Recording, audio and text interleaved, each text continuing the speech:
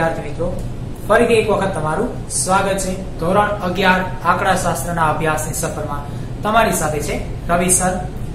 વિદ્યાર્થી મિત્રો, છેલ્લે આપણે મધ્યસ્થનો અભ્યાસ કરી રહ્યા હતા અને એની અંદર ટૂંકા સૂત્રમાં અસતત આવૃત્તિ વિતરણની અંદર મધ્યસ્થ મેળવી ચૂક્યા છીએ.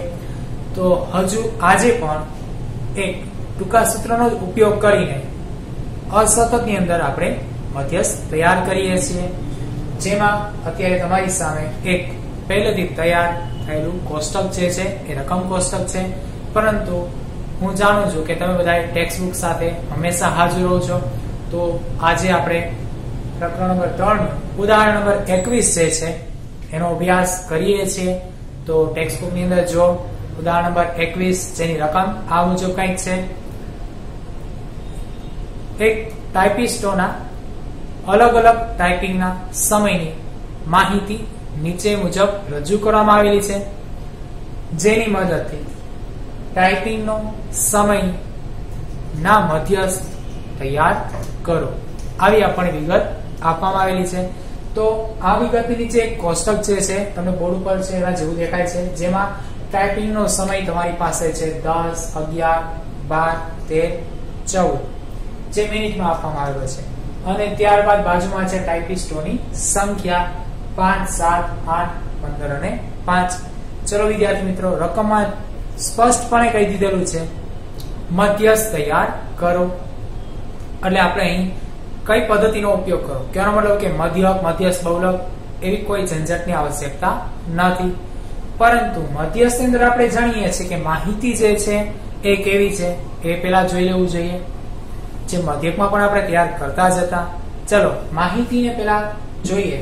તો અહીં જુઓ તો માહિતી કેવી છે, મતલબ અવર્ગીકૃત કે વર્ગીકૃત. તો તમે કહેશો સર કોષ્ટકમાં છે અને માહિતીમાં અવલોકન સાથે બીજી કોલમ છે, એટલા માટે પહેલા તો આ વર્ગીકૃત. પરંતુ તમને ખબર કેમ પડી અહીં અવલોકન છે એમ? તો સર પહેલા કીધેલું હતું રકમમાં જેનો મધ્યસ્થ તૈયાર કરવાનો કીધું હોય એ આપણો શું હોય? અવલોકન. એકદમ સાચું. ચલો આ વાત તમારી સાચી છે. તો અત્યારે એ વાતને હું પુનરાવર્તિત કરી દઉં. મધ્યસ્થ કોનો મેળવવાનો કીધો છે? ટાઈપિંગ સમયનો. તો એ આપણો અવલોકન x હોય. ચલો હું પેલા x આપી દઉં છું. તો હવે જો માહિતી વર્ગીકૃત હોય તો x અવલોકન ની સાથે કોણ હોય? આવૃત્તિ.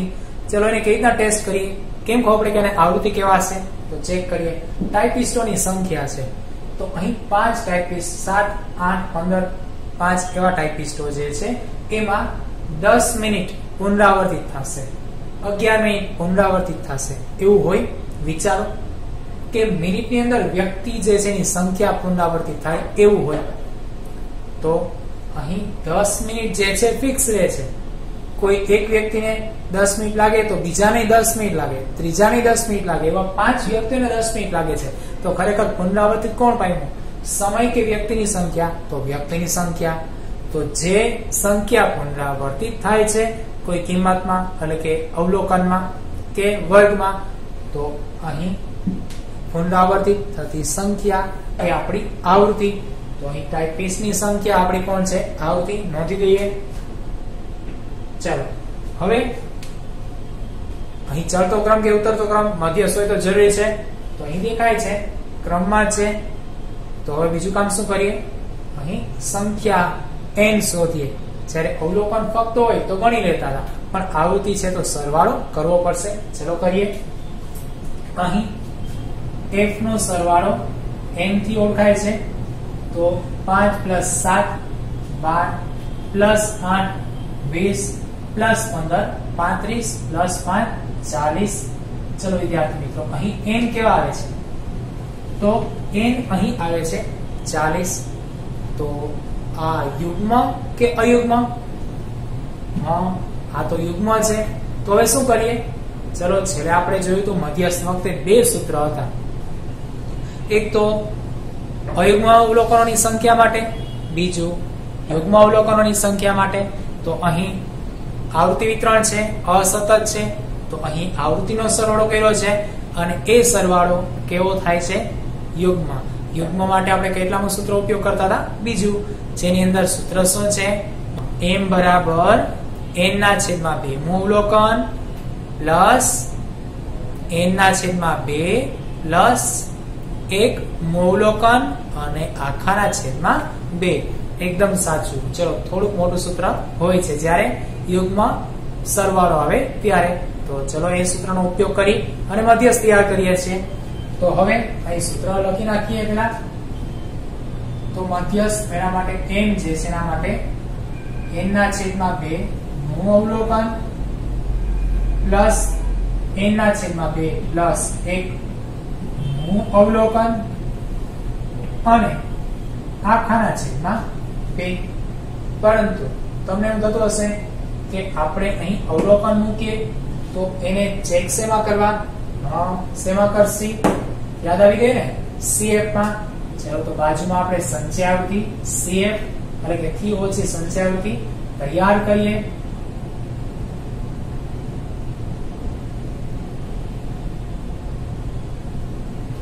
તો હવે અહીં અવલોકન x જે છે એના માટે કિંમત મુકાશે, પરંતુ કિંમત જોવાની ક્યાં? તો કે CF માં. ચલો, આવૃત્તિ f નો સરળ લઈ લઈએ. તો અહીં થી ઓછી પહેલા 5, પછી આગળ જાવ 7 ઉમેરી દેવાના રાબેતા મુજબ, એટલે કે પૂર્વમાં આપણે જે અભ્યાસ કર્યો હતો એ મુજબ. તો અહીં 7 + 5 કેટલા થાય છે? 12. ચલો, 12 + 8 કરીએ 20. ત્યારબાદ એમાં 15 ઉમેરીએ 35 અને ત્યારબાદ 5 ઉમેરીએ તો 40. અને આ સાચું કે ખોટું એ ચેક કરવું હોય તો આપણે જાણીએ છીએ અહીં 40 છે, અહીં પણ 40 છે. આ બધી કિંમતનો સરળ 40 થાય છે. તો એ જ રીતે અહીં 14 માં અવલોકનની સામે આવતા સંચયાવૃત્તિ CF માં ઉપરની બધી કિંમતનો સરવાળો હોય છે, એટલે આ બંને સરખા થયા. હવે સૂત્રમાં કિંમત લઈએ તો અહીં સૂત્ર જે મૂક્યું છે એની કિંમત હું બાજુમાં દર્શાવું છું. n એ આપણા 40 છે તો ત્યાં 40 મૂકીએ છીએ. તો તેથી m બરાબર n ના છેદમાં 2 એટલે 40 ના છેદમાં 2 નું અવલોકન પ્લસ n ના છેદમાં 2 એટલે 40 ના છેદમાં 2 પ્લસ 1 નું અવલોકન અને આખાના છેદમાં 2 મૂકી દઈએ. તો અત્યારે 40 ભાગ્યા 2 કરીએ તો કેટલા થશે? 20 નું અવલોકન પ્લસ 40 ભાગ્યા 2 એટલે 20 પ્લસ 1 એટલે 21 નું અવલોકન અને આખાના છેદમાં 2 લઈએ. તો જો તો 20 નું અવલોકન, તો 20 નું અવલોકન સંચયાવૃત્તિમાં જોવું પડશે પહેલા કે ક્યાં સમાવેશ થાય છે. તો 5 અને 12 માં તો નહીં જ થાય, જાણીએ છીએ 20 છે તો 20 ની અંદર આવે છે. એની સામે જે છે એ આવૃત્તિ નહીં, પરંતુ યાદ રાખવાનું અવલોકન જોવાનું. કોણ છે? 12. અહીં મૂકી દઈએ 12 પ્લસ 21 નું અવલોકન શેમાં આવશે? જો તો 35 ની અંદર સમાવેશ થાય છે, તો એની સામેનું અવલોકન કોણ છે? 13. તો એની જગ્યાએ મૂકી દઈએ 13 છેદમાં સૂત્રના 2 છે. તો 12 પ્લસ 13 25 ભાગ્યા 2 કરીએ તો 12.5 જે x એકમ જો ટેક્સ્ટબુક મુજબ કોણ છે? મિનિટ. તો અહીં 12.5 મિનિટ એ આપણો જવાબ માહિતીનો મધ્યસ્થ તૈયાર છે. ચલો વિદ્યાર્થી મિત્રો, તો અહીં આ પણ 2 માર્કની અંદર પૂછાતો અથવા તો વધુમાં વધુ 3 માર્કની અંદર પૂછાતો એક મધ્યસ્થ મેળવવાનો અસતત આવૃત્તિ વિતરણનો દાખલો હતો, એટલે કે ઉદાહરણ હતું, જે તમે પહેલા પણ ગણી ચૂક્યા છો. એ રીતે જ ગણવાનું છે. ફક્ત સૂત્ર જે છે આ વખતે થોડુંક મોટું આવેલું છે. પહેલા સૂત્ર n+1/2 જ હતું, પણ ક્યારે લેવું એ તમે જાણો છો, જ્યારે આપણી આવૃત્તિનો સરવાળો અયુગ્મ આવે ત્યારે. અને જો એ યુગ્મ આવતો હોય તો આ રહ્યું, જેમાં આપણી પાસે n40 યુગ્મ છે. તો આ વખતે આપણે શું કરીએ છીએ? મોટું સૂત્ર જે છે એનો ઉપયોગ કરીએ છીએ. n/2 નું અવલોકન પ્લસ n/2 પ્લસ 1 નું અવલોકન અને આખાના છેદમાં 2 મૂકી દેવાના. ચલો વિદ્યાર્થી મિત્રો, અહીં મધ્યસ્થનો મુખ્ય ભાગ ટૂંકી ગણતરીઓમાં આ 2 સૂત્ર છે. હવે આપણે જ્યારે આગળ વધીએ છીએ ત્યારે સતત આવૃત્તિ વિતરણ આવશે એટલે કે વર્ગીકૃત રચનાની અંદર વર્ગની સાથે આવૃત્તિ જોવા મળશે. છેલ્લે આપણે મધ્યસ્થનો અભ્યાસ કરી રહ્યા હતા અને આજે મધ્યસ્થના અભ્યાસની અંદર હવે તમારી સાથે એક નવું જેને કે ચરણ આવી રહ્યું છે, એટલે કે નવું સોપાન આવે છે. ચેપ્ટર નંબર 3 ની અંદર મધ્યસ્થમાં સતત આવૃત્તિ વિતરણમાં મધ્યસ્થ મેળવવો. પહેલા શું હતું? અસતત. હવે શું આવે છે? સતત. ચલો વિદ્યાર્થી મિત્રો, અસતત આવૃત્તિ વિતરણમાં તમે જોઈ ચૂક્યા હતા કે અવલોકન ને આવૃત્તિ હોય અને એની અંદર આપણે મધ્યસ્થ તૈયાર કરતા બે સૂત્ર. હવે શું કરીએ?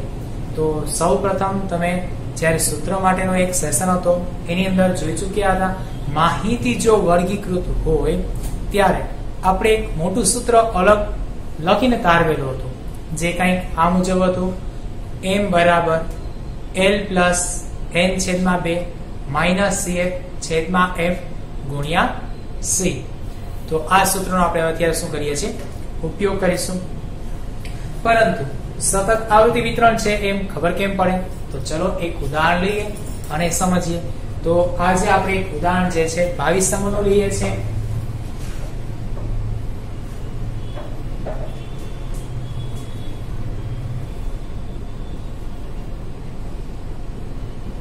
ચલો ઉદાહરણ નંબર 22. ઉદાહરણ નંબર 22 છે એમાં ટેક્સ્ટ બુક તમારી સામે છે જ, મને ખ્યાલ છે કે તમે હંમેશા સાથે રાખીને બેસો છો. તો એમાં જો રકમ છે એના શબ્દ આ રીતે કંઈક છે: એક બેંકની અંદર દર દિવસે ભરાયેલા ચેકની માહિતી નીચેના કોષ્ટકમાં આપેલી છે, જેની મદદથી ભરાયેલા ચેકની સંખ્યાનો મધ્યસ્થ મેળવો. એવી કંઈક સૂચના આપેલી છે. તો સૌપ્રથમ મેળવવાનું શું કીધું છે? મધ્યસ્થ. શેનો મધ્યસ્થ કીધો છે? ભરાયેલા ચેકની સંખ્યાનો. તો તમને ખ્યાલ આવી ગયો છે, ભરાયેલા ચેકની સંખ્યા આપણા માટે શું થઈ ગયું? અવલોકન x. પરંતુ નીચેનું કોષ્ટક જો, જે કંઈક આ મુજબ દેખાય છે: ચેકની સંખ્યા 0 થી 39, 40 થી 79, 80 થી 119 અને 120 થી 159 તેમજ 160 થી 190. થોડી આ તો કંઈક નવું આવ્યું. આ નવું એ શું છે? જે તમે છેલ્લે મધ્યકમાં જોયું હતું, સતત આવૃત્તિ વિતરણ, એ જ વસ્તુ અહીં જોવા મળે છે. બાજુમાં કોણ છે? દિવસોની સંખ્યા 2, 14, 23, 7 અને 4, જે આપણી આવૃત્તિ બનશે. ચલો તો હવે મધ્યસ્થ વખતે આપણે જે કામ પૂર્વ કરેલું હતું, એટલે કે પહેલા જે કરેલું હતું, જેમ કે ભાઈ અવલોકનો, એની આવૃત્તિ, એની CF એટલે કે સંચય આવૃત્તિ, તો એ જ વસ્તુ તૈયાર કરશે. પણ શું અવલોકનની આવશ્યકતા છે? સર હવે એ કઈ સમજાવ નહીં કે આવો પ્રશ્ન પૂછાયા. તો જો મધ્યકમાં આપણે અવલોકન x તૈયાર કરવો પડતો હતો, શું અહીં કરવો પડશે? વિચાર કરો ને, આ મધ્યકીમાં એમ અને એના સિવાય મકી કરીને આપણે લખતા હતા, તો એવું કઈ કરવું પડશે અહીં? જો ખરેખર તો અહીં વર્ગ છે, આવૃત્તિ છે અને તમારી સામે એક સૂત્ર પણ હતું, એને એકવાર નીકળી લ્યો. થોડોક સમય છે તમારી પાસે. હા, જો તો સૂત્રમાં જઈને જો કે x આવે છે? નહીં. સૂત્રની અંદર એક પણ પદમાં x ની આવશ્યકતા નથી, તો અવલોકન આપણે બનાવવાની આવશ્યકતા પણ નથી. તો મધ્યસ્થમાં શું કરીએ? ચડતો ક્રમ કે ઉતરતો ક્રમ? તો એકવાર વર્ગને જો ક્રમમાં છે કે નહીં, એટલે શું વળી ક્રમમાં? કહેવાનો મતલબ કે 0 થી 39, પછી 80 થી 119 છે, પછી 40 થી 179 છે, આવું કઈ છે? ના, ક્રમમાં જ છે. જો અથવા તો ઉલટા ક્રમમાં, ઊંધા ક્રમમાં પણ હોઈ શકે. મધ્યસ્થમાં એક વસ્તુ ધ્યાનમાં લેવાની. ચલો બીજું, દિવસોની સંખ્યા એ કોણ હોય? આપણી આવૃત્તિ હોય. તો અહીં સૌપ્રથમ જવાબ માટે શું તૈયાર કરવું પડશે? CF સંચય આવૃત્તિ. તો તૈયાર કરીએ છીએ. જેમ કે અહીં છે 2, તો 3 ઓછી સંચય આવૃત્તિ આવે છે હંમેશા, તો 2 ના 2 મૂકી દઈએ. પછી 14 પ્લસ 2 કેટલા આવે છે? 16. 16 પ્લસ 23 કેટલા થાય છે? 39. ત્યારબાદ 7 ઉમેરી દઈએ, કેટલા આવે છે? 46. અને એમાં 4 ઉમેરી દો, 50. એનો મતલબ એવો કે જો આ તૈયાર કરીએ છીએ ત્યારે n ઓટોમેટિક તૈયાર થઈ ગયા. n કેટલા આવવાના છે આપણા? 50. ચલો વિદ્યાર્થી મિત્રો, અહીં જવાબ કોષ્ટક જે છે એ તૈયાર થઈ ચૂક્યું છે. તો મધ્યસ્થ મેળવતી વખતે જવાબ કોષ્ટકમાં વર્ગ દિવસોની સંખ્યા એ આપણી આવૃત્તિ f અને સંચય આવૃત્તિ CF આટલી જ આવશ્યકતાઓ હોય છે. તો અહીં જવાબ કોષ્ટક તૈયાર છે. સૂત્ર લઈએ, સૂત્રમાં કિંમત મૂકીએ, પણ સૂત્ર તરફ જઈએ એ પહેલા એક નાનકડું સ્ટેપ અહીં આપણે કરવું પડશે. જેમ કે અત્યારે આપણી પાસે છે n બરાબર 50, જેનો ઉપયોગ કરશી ત્યારે જ આપણે આગળના સ્ટેપમાં એટલે કે ગણતરીના સ્ટેપમાં જઈ શકીએ છીએ. તો સૌપ્રથમ હું અહીં તેથી n ભાગ્યા 2 નો ઉપયોગ કરીશ. તો n છે મારા 50, સૂત્રના 2 છેદમાં લઉં તો મને મળે છે 25. આ 25 શું છે? તો 25મું અવલોકન. ચલો 25મું અવલોકન મારે ક્યાં જોવું જોઈએ?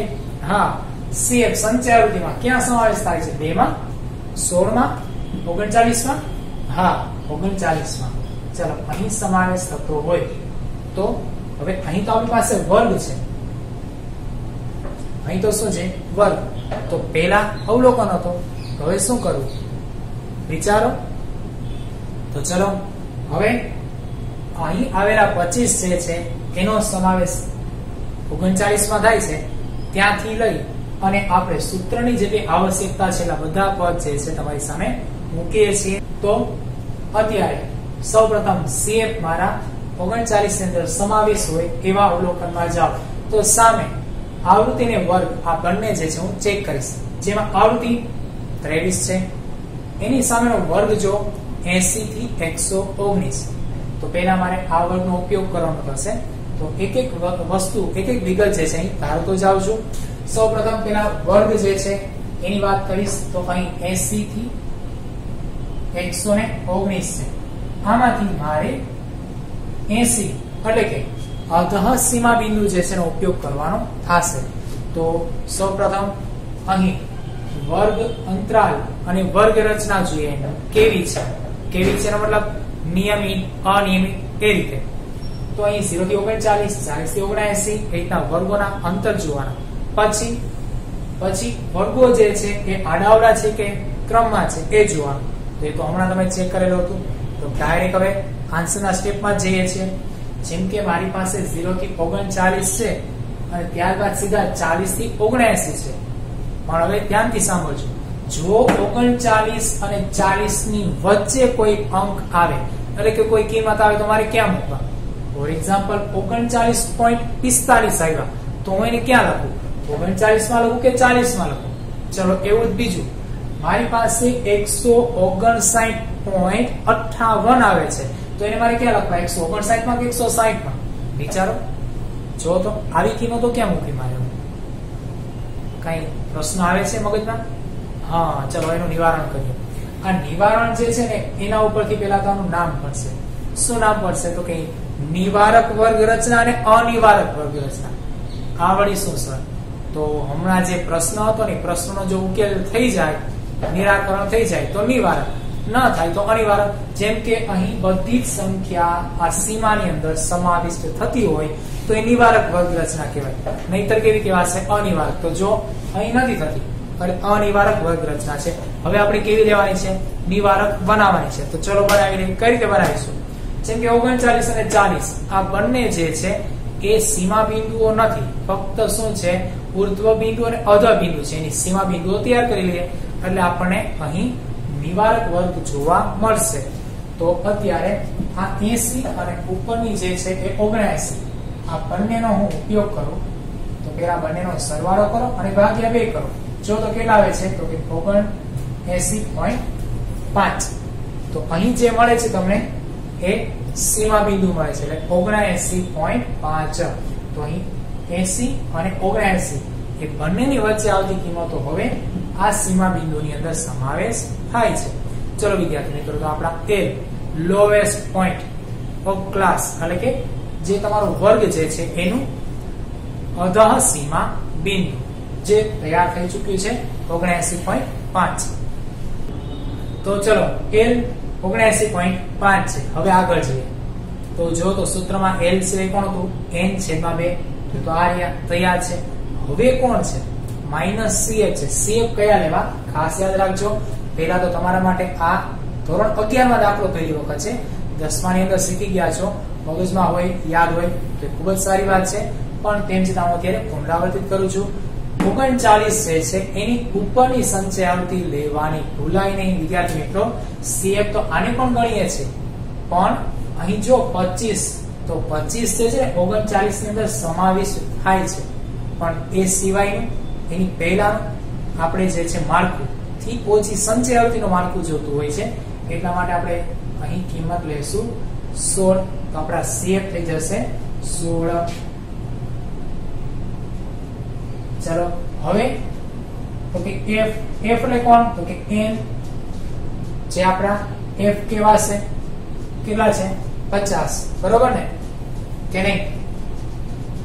જો કઈક ટકો પંચોળ છે બધા સાહેબ. આને F કહેવાય કે શું કહેવાય? યાદ કરો. હા, આ કોણ છે? સિગ્મા F છે, જે N કેવા છે, અને આ તો ખાલી F છે. તો આ ક્યાંથી લેવા માટે? જો તો હવે તમે 80 થી 119 ના વર્ગનો ઉપયોગ કરતા હોય તો એની જ આવૃત્તિ એનો જ F ઉપયોગ કરે. કોણ છે? 23. ખાસ ધ્યાનમાં લેશો. અહીંયા વિદ્યાર્થી મિત્રો મહત્તમ માત્રામાં શું કરે છે? ભૂલ કરી બેસે છે. ઉતાવળમાં શું કરી નાખે? F. કેમ કે આપણે પહેલેથી અત્યારે સરવાળામાં F લેતા આવતા એટલે ફટાફટ F મૂકી લેતા હોય છે. તો આ વસ્તુમાં ખાસ ધ્યાન લેવું. ચલો F એ વર્ગની સામેની આવૃત્તિ જ લેવાની થશે. તો F 23 થઈ ગયા, L તૈયાર, CF તૈયાર, F તૈયાર. હવે કોણ વધ્યું? C. ચલો C કેવી રીતના તૈયાર કરશો? તો જે વર્ગ છે એ વર્ગની વર્ગ લંબાઈ લેવાની. ચલો તો અહીં હું કરીશ C જે છે ક્લાસ લેન્થ દર્શાવી દો. ચલો તો હવે અહીંયા 0 થી 40 નો તફાવત છે, તો 40 જ હોય. 39 માં 40 નાખો 79 થાય, તો વર્ગ લંબાઈ 40 ની છે. હવે આ રીતના કેમ સર ચેક કર્યું? જ્યારે આવા આડાવડા અળવિતરા આંકડા આવે ને ત્યારે સીધું આપણે ચેક કરી લેવું.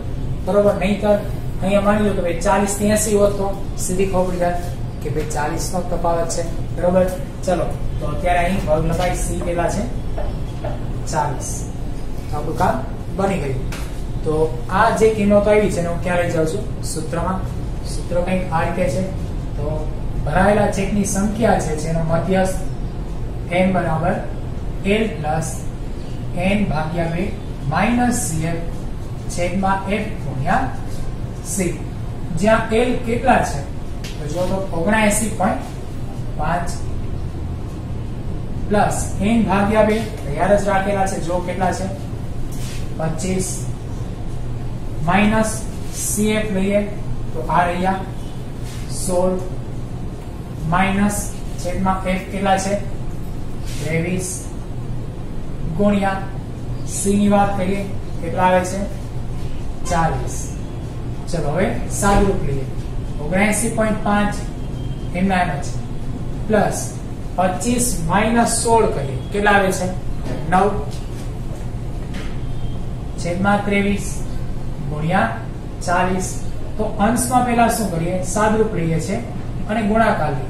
તો 9 ચોક 36 પાછળ બિંદુ લગાડી દો. 360 અને ભાગ્યા 23 આવી ગયા. હવે તો હવે 79.5 પ્લસ 360 અને ભાગ્યા કેટલા કરીએ છીએ? 23 કરીએ છીએ. તો જો તો 360 ભાગ્યા પહેલા 23 કરો. કેલ્ક્યુલેટર તમારી પાસે છે. કેટલા આવે છે? 15.65. બરાબર છે. હવે શું કરીએ? 79.5 ઉમેરી દઈએ. તો ચલો 79.5 ઉમેરી દો છે. જેમ કે ભાઈ 5 ના 5 અને 6 ને 5 નો સરળ થશે તો 11 બધી એક લઈ જાઓ. બરોબર છે. 79 ના 80 થઈ જશે. 80 પ્લસ 15 કેટલા થઈ ગયા? 95. તો 95.15 અને આ છે શું? ચેકની સંખ્યા. લખી નાખીએ ચેક. તો અહીં 95.15 ચેક એ આપણો જવાબ. ખરેખર જોવા જઈએ તો ચેક એક કેવો ચલ છે? કેવો ચલ એટલે સતત કે અસતત? હવે સર આ દાખલો એક તો લાંબો છે, એમાં તમે છેલ્લે આવો પ્રશ્ન પૂછો છો ચેક કેવો ચલ છે. ચલો વિદ્યાર્થી મિત્રો એક વખત અહીંયા આવ્યું સતત આવૃત્તિ વિતરણ કે અસતત આવૃત્તિ વિતરણ. એ રીતે અહીં ચલ જે છે એ પણ સતત કે અસતત. તો ઇન શોર્ટ જે બધી સંખ્યાઓ ધારણ કરવા માટે સક્ષમ હોય એવો ચલ સતત, અને બધી કિંમતો ધારણ કરવા માટે સક્ષમ નથી એ અસતત. જેમ કે ભાઈ અપૂર્ણાંક કિંમત ન ધારણ કરી શકે તો કેવો કહેવાશે? અસતત. જો તો અપૂર્ણાંક કિંમતમાં ચેક હોય તો 95 ચેક હોય, 0.15 ચેક કેમ લેવો? ન હોય, શક્ય નથી. તો અહીં ગણતરીમાં રાઉન્ડ ફિગર કિંમત જોવા જઈએ તો 95 ચેક એક દિવસમાં ભરાતા હોય એવો મધ્યસ્થ આપણને મળે છે. તો આ થઈ ગયો આપણો જવાબ. વિદ્યાર્થી મિત્રો, આજનું ઉદાહરણ જે હતું સતત આવૃત્તિ વિતરણની અંદર મધ્યસ્થ મેળવવાનું હતું, જે આપણે મોટા સૂત્રથી મેળવી ચૂક્યા છીએ.